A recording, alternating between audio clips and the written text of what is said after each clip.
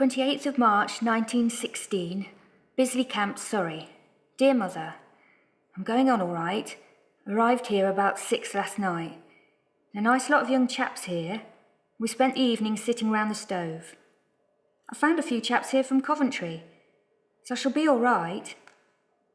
It is a rather hilly place. Well, it won't like that. And in the camp grounds, it is thick with mud. All that. I may be a day or two before getting my uniform. Shall write again soon, so cheer up.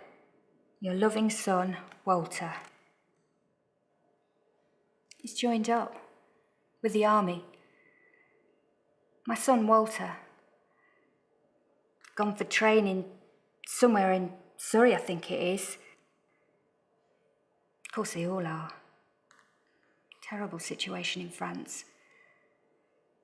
Machine gun corps, he says. What's that when it's at home? Don't think he knows. But Wall and all the other lads, they joined because they've all got skills as vehicle mechanics. Well, Walter works with bicycles, but he's good with his hands. Hopefully this war can't go on for much longer. Have him home soon. He's got lovely handwriting.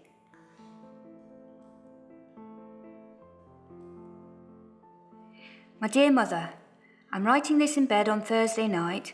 I've not received a letter yet, but I expect the traffic is somewhat disorganised over Cov. Well, I sent it. I'm getting along fine and getting plenty of real good food. I'll tell you what I did today.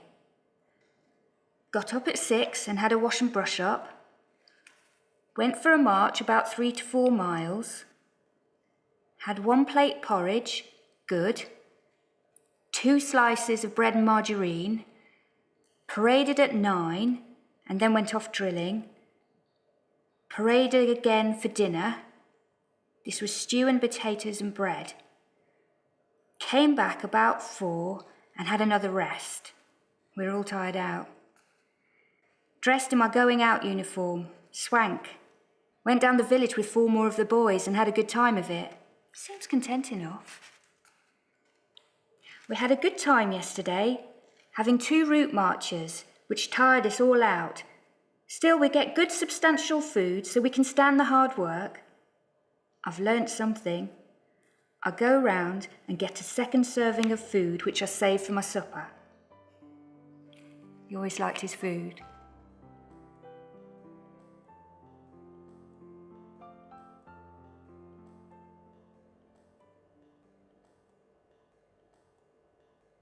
Couldn't sleep. Felt like I was dreaming. Kept thinking about Wall out there.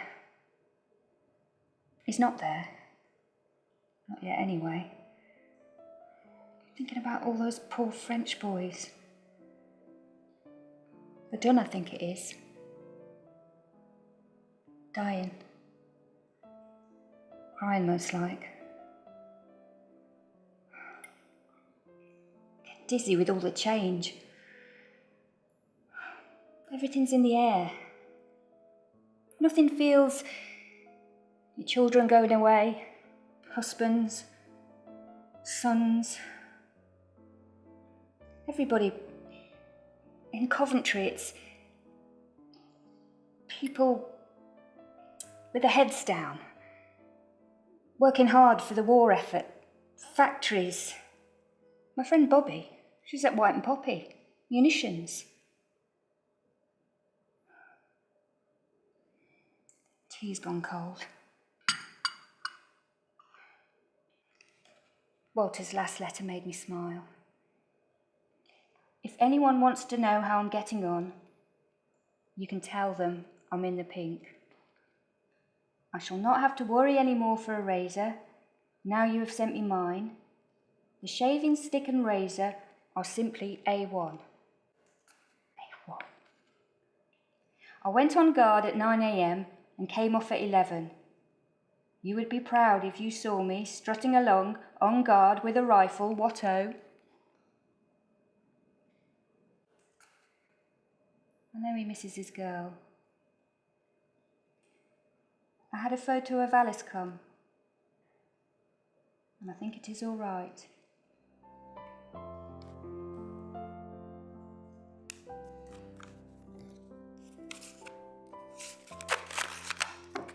Getting better at this. First few letters I was all fingers.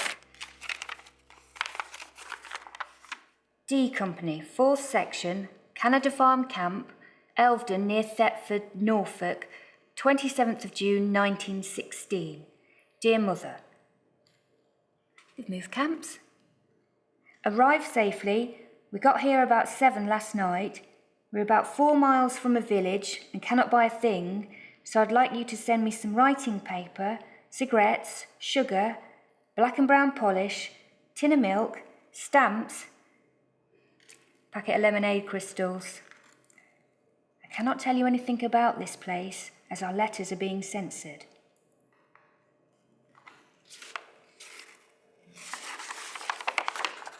Sunday night. We did not do much yesterday, but today we've been to see the cars and walked about 5 miles. Been to see the cars? As I told you in my letter on Friday, I do not like this camp very much, and all water has to be boiled before being drank.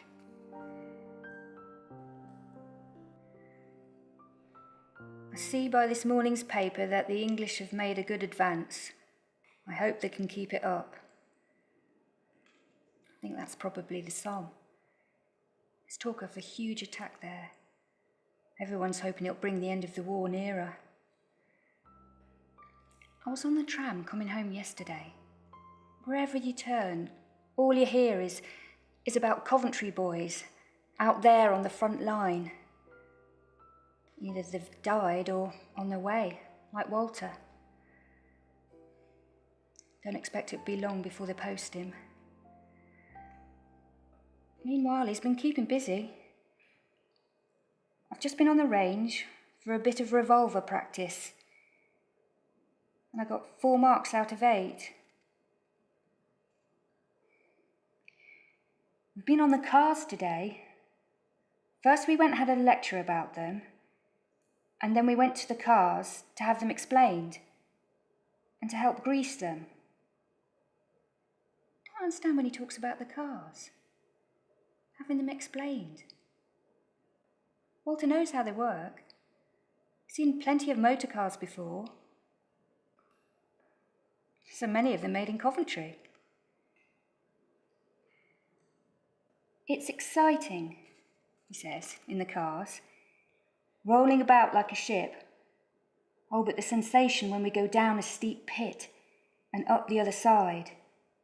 The sides of the pit are about twice as steep as a roof. We're going over the trees and trenches. If we want a tree, we just bump the car into it and over it goes. Sometimes the car nearly stands upright, and I really don't know what would stop it. Of course, I dare not tell you any particulars about it. Wish you would. I really want to know what kind of motor car this is.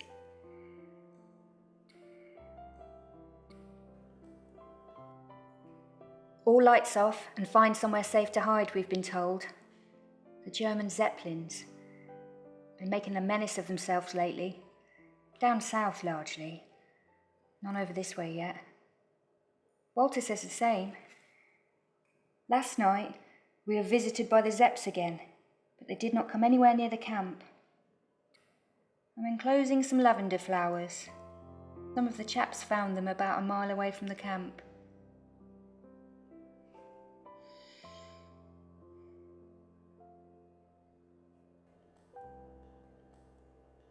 They're on the move. I believe 192 section are going away next week. There's just a chance I could see them before they go. I've asked the sergeant this morning about leave, and he says there's no hope of getting away. We were served out our revolvers and paybooks and identification discs.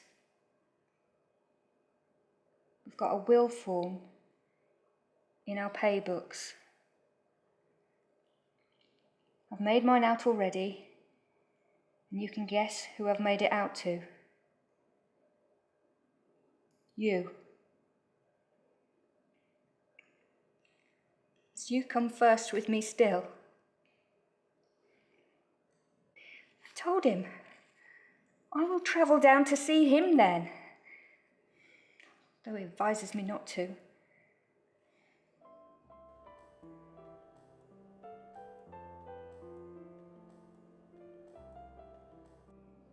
A day on the railway. I seem to have spent the day staring out of the window at fields rushing by. We had an hour together. Walter looked smart, taller. I gave him a Bible from myself and Alice, given to Gunner W. Atkins from his mother and young lady, and may God go with him wherever he goes. September the 1st, 1916. Whatever happens. Whatever happens.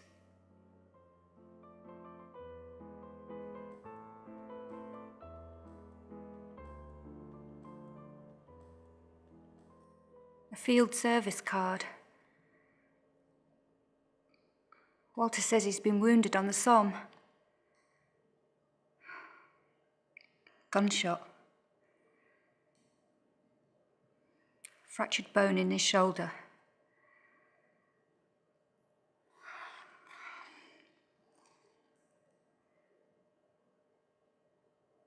September 21st. Another card. Well, at least he's on home soil. He's on his way to a hospital near Manchester. Can't I just look after him?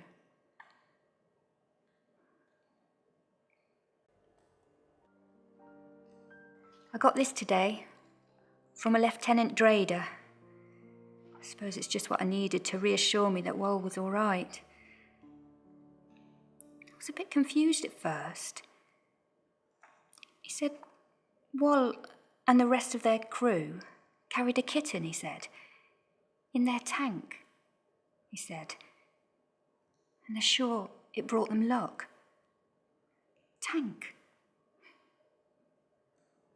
Walter sent me a drawing from the hospital. Got it here. The cars were in fact tanks. That's what they call them. Guns, shells, huge metal ants crawling across the land. Hardly any room inside to swing a cat.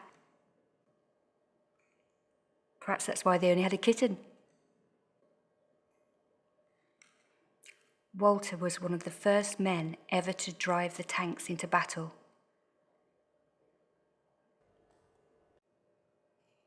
The news arrived first by telegram, and then a second a few hours later.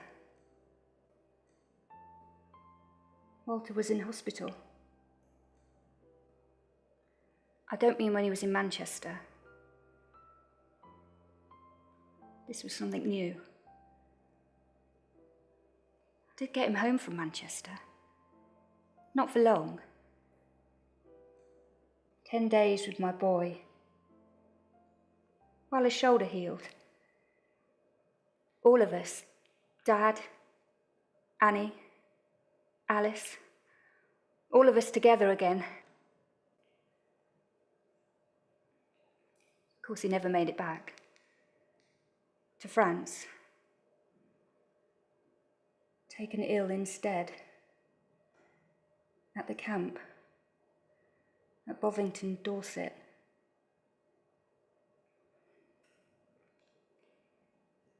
That's when the telegrams came.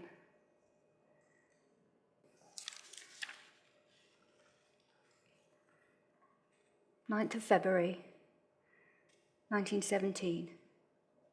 Gunner Walter Atkins, in hospital here, seriously ill, receiving every care and attention Come if you can. Walter had been taken ill with appendicitis.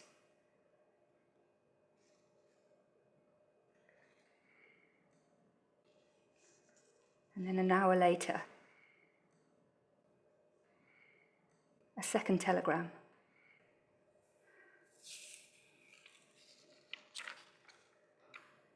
Regret to inform you, Gunner Atkins passed away about noon today.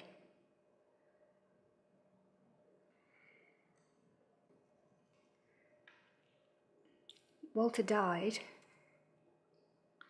as a result of incorrect administering of chloroform during his operation to remove his appendix.